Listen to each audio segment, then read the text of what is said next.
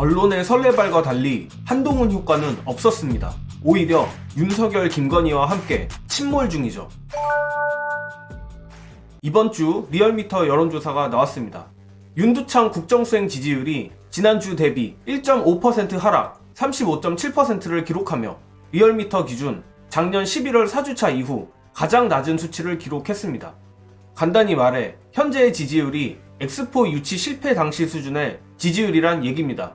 김건희 특검법을 비롯해 쌍특검 거부권 행사로 지지율 하락에 영향을 미친 것으로 해석되는데, 여기서 고려해야 할 사항은 해당 조사가 이재명 대표의 피습 사건 이후인 1월 3, 4, 5일에 걸쳐 조사된 겁니다. 상대적으로 정치 고관여가 더 표집되는 ARS 조사 특성상 강성 보수층에서 쌍특검 거부 및 이재명 대표 피습권 방어를 위해 결집했을 가능성이 높은데, 그럼에도 대통령과 국민의힘 지지율 하락세를 막지는 못했습니다.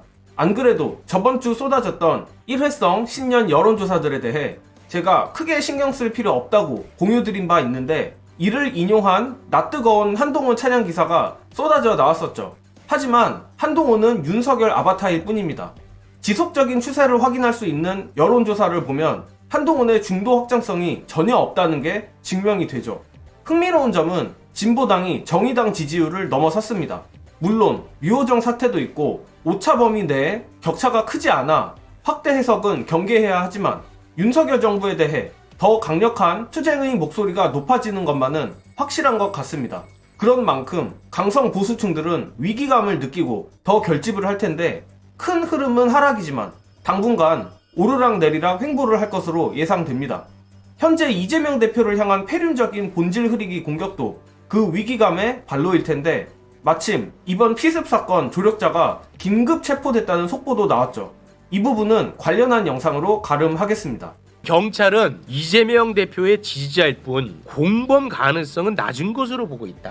그런데 왜 공범 가능성이 낮은지에 대한 이유가 정확하게 나오지 않습니다. 관련해서 속보가 나오고 있긴 합니다. 오늘 그러니까 도운 것으로 추정되는 다른 60대 남성을 긴급 체포한 것으로 지금 속보가 일단 뜨고 아니 그러니까 있어요. 자꾸 이렇게 가능성을 좁히는 듯한 모양새 보여주면 이 수사 우리가 신뢰하기 어렵게 갑니다. 아니 이거 직접적으로 을 저지르려고 했던 김 씨조차도 이재명 지지한다고 쓰고 나갔던 거잖아요. 뭐 이재명 지지하라는 게 어떻게 공범이라는 이유가 돼요. 그러니까. 말도 안 되는 것들을 갖다 붙이니까 네. 의심을 계속하게 갖고 네. 불필요하게 더 커지고 이용하려는 쪽에서 자꾸 이용한단 말이에요. 그렇지. 경찰에서 이렇게 하잖아.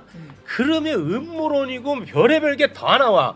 그때는 그런 음모론을 제기하는 사람을 뭐라고 할 건 난 아니라고 봐. 민주당원이라는 얘기 경찰에서 나왔을 텐데 바로 잡지도 않잖아. 지금도 당적 공개를 못 한다고 하잖아. 네. 사람들 상당수 사람들은 그렇게 또 본 사람들도 있는데, 정리를 해줄 거면 정리를 해주고 아니면 정막히 닫고. 벌써부터 경찰 헛발질이 공식적으로 확인됐습니다.